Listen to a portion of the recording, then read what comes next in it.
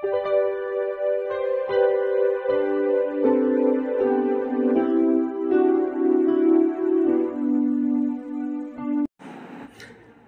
Students, প্রথমেই UK educational টিপসের পক্ষ থেকে তোমাদের সকলকে স্বাগত জানাই। দ্বিতীয় সেমিস্টার রাষ্ট্রবিজ্ঞান সাজেশন হিসেবে আগে যে ভিডিওটি দেওয়া হয়েছে তোমরা লক্ষ্য করো। কল্যাণী ও অন্যান্য বিশ্ববিদ্যালয়ের রাষ্ট্রবিজ্ঞান মেজর স্টুডেন্টসদের জন্য দ্বিতীয় সেমিস্টার রাষ্ট্রবিজ্ঞান সাজেশন হিসাবে বেশ কয়েকটি বাছাই করা গুরুত্বপূর্ণ প্রশ্নোত্তর আজকের ভিডিওতে আলোচনা করা হয়েছে। সুতরাং স্টুডেন্টস, তোমরা ভিডিওটি শুরু থেকে শেষ পর্যন্ত প্রত্যেকটা প্রশ্নোত্তর মনোযোগ সহকারে লক্ষ্য করো এবং তৈরি করে নাও। এই প্রশ্নোত্তরগুলো ভেরি ইম্পর্ট্যান্ট, তোমাদের আগামী সেমিস্টার পরীক্ষায় বিশেষভাবে সাহায্য করবে। তা আমরা সংক্ষিপ্ত প্রশ্নোত্তর দেখি। এখানে প্রত্যেকটা প্রশ্নের মান হচ্ছে 2। আজকে প্রথম প্রশ্ন হচ্ছে, নীতিমানবাচক দৃষ্টিভঙ্গি বলতে কী বোঝো? যে দৃষ্টিভঙ্গি অনুযায়ী কোনো ঘটনা বা বিষয় সম্পর্কিত আলোচনা বাস্তব ঘটনার পরিবর্তে নীতি, আদর্শ, মূল্যবোধ প্রভৃতির উপর অধিক গুরুত্ব আরোপিত হয় তাকে নীতিবাচক দৃষ্টিভঙ্গি বলা হয়। 2 নম্বর, নীতিবাচক দৃষ্টিভঙ্গির দুটি বৈশিষ্ট্য লেখো। তাহলে প্রথম বৈশিষ্ট্য হচ্ছে, এই দৃষ্টিভঙ্গিতে ঘটনার বর্ণনা ও বিশ্লেষণের পরিবর্তে নীতি, আদর্শ, মূল্যবোধ প্রভৃতির ওপর বিশেষ গুরুত্ব আরোপ করা হয়। আর 2 নম্বর হচ্ছে, এই দৃষ্টিভঙ্গিতে রাষ্ট্র, রাজনীতি ও রাজনৈতিক বিশ্লেষণে ভালো মন্দ, উচিত অনুচিত, প্রত্যাশিত অপ্রত্যাশিত, এখানে অপ্রত্যাশিত হবে, অটা কেটে গেছে, প্রভৃতি প্রশ্নগুলোকে সর্বাধিক গুরুত্ব দেওয়া হয়। নেক্সট 3 নম্বর, নীতিমানবাচক দৃষ্টিভঙ্গির দুজন প্রবক্তার নাম লেখো। নীতিমানবাচক দৃষ্টিভঙ্গির দুজন প্রবক্তার নাম প্লেটো এবং অ্যারিস্টটল। নেক্সট 4 নম্বর প্রশ্ন, আচরণবাদী দৃষ্টিভঙ্গির 4 জন প্রবক্তার নাম লেখো। আচরণবাদী দৃষ্টিভঙ্গির 4 জন প্রবক্তার নাম আর্থার বেন্টলি, গ্রাহাম ওয়ালেস, লাসওয়েল এবং চার্লস মেরিয়াম। নেক্সট 5 নম্বর প্রশ্ন, কাঠামো কার্যগত দৃষ্টিভঙ্গির কয়েকজন প্রবক্তার নাম উল্লেখ করো। কাঠামো কার্যগত দৃষ্টিভঙ্গির মুখ্য প্রবক্তা হলেন এখানে র্যাডক্লিফ ব্রাউন, এলমন্ড, পাওয়েল, ম্যারিয়ন লেভি প্রমুখ তাত্ত্বিকেরা। এখানে প্রিন্টিংয়ে একটু গোলমাল আছে, তোমরা ঠিক করে নিও। এবার 6 নম্বর, আইনগত দৃষ্টিভঙ্গির সমর্থক কারা? Dicey Wilson, Henry Maine, Lord Bryce, Maitland প্রমুখ দার্শনিকগণ এই দৃষ্টিভঙ্গির সমর্থক। নেক্সট, নয়া উদারনীতিবাদের সংজ্ঞা দাও।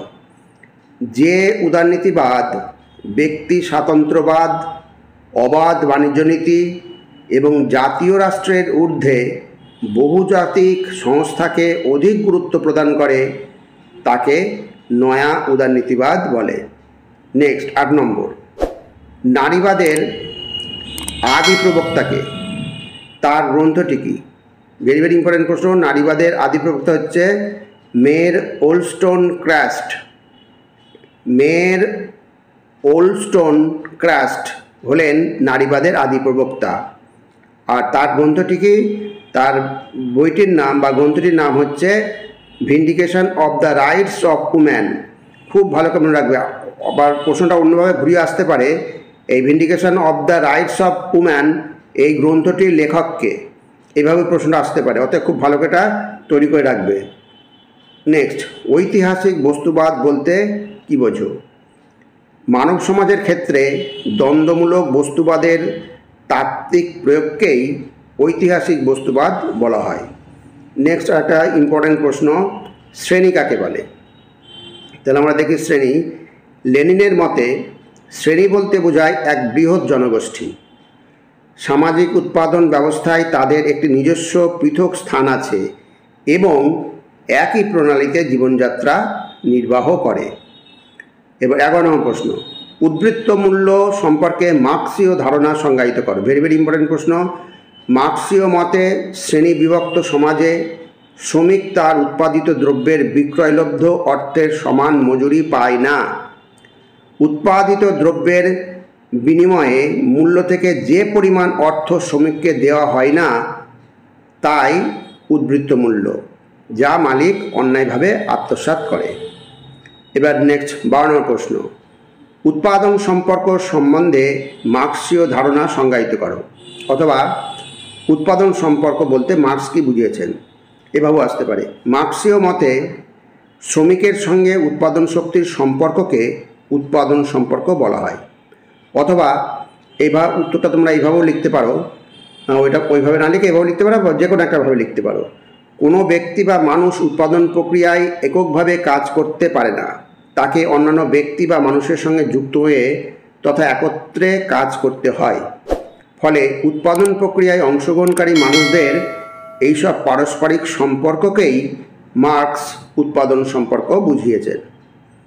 এবার 13 নম্বর, কার্ল মার্ক্স রচিত যে কোনো দুটি গ্রন্থের নাম লেখো। ভেরি ভেরি ইম্পর্টেন্ট প্রশ্ন। কার্ল মার্ক্স রচিত দুটি গ্রন্থের নাম হচ্ছে দাস ক্যাপিটাল এবং কমিউনিস্ট ম্যানিফেস্টো। এবার 14 নম্বর, লুক্সেমবার্গ রচিত থিসিসের নাম কি এবং কত সালে প্রকাশিত হয়? লুক্সেমবার্গ রচিত থিসিসের নাম হচ্ছে The Industrial Development of Poland. আর দ্বিতীয় অংশটি কত সালে প্রকাশিত হয়? এটি 1898 সালে প্রকাশিত হয়। এবার 15 নম্বর প্রশ্ন, পুঁজির পুঞ্জীভবন গ্রন্থটির রচয়িতাকে, কত সালে সেটি প্রকাশিত হয়? পুঁজির পুঞ্জীভবন গ্রন্থটির রচয়িতা হলেন লুক্সেমবার্গ। আর এটি কত সালে প্রকাশিত হয়? এটি প্রকাশিত হয় 1913 সালে। এবার 16 নম্বর প্রশ্ন, নয়া গণতান্ত্রিক বিপ্লব বলতে কী বোঝো? অন নিউ ডেমোক্রেসি গ্রন্থে নয়া গণতান্ত্রিক বিপ্লব নামক তত্ত্বটিকে মাও উপস্থাপন করেন। 1919 সালের 4 মের আন্দোলনের সময় থেকেই চীনের বিপ্লবের ইতিহাসে এক নতুন পর্যায়ের সূত্রপাত হয়, যাকে মাও নয়া গণতান্ত্রিক বিপ্লব বলে আখ্যায়িত করেছেন। এবার 17 নম্বর, বিপ্লব সম্পর্কে লেনিনের ধারণা কী? অথবা এভাবে আসতে পারে, বিপ্লব সম্পর্কে লেনিনের যে কোনো দুটি মত উল্লেখ করো। ভেরি ভেরি ইম্পর্টেন্ট প্রশ্ন। লেনিনের মতে বিপ্লব কোনো হিংসা বা ধ্বংসের তাণ্ডব নয়, এটি হলো সৃষ্টির মহোৎসব। পুঁজিবাদী ব্যবস্থার অবসান এবং শ্রমিক শ্রেণীর একনায়কত্ব প্রতিষ্ঠার জন্য বিপ্লব অপরিহার্য।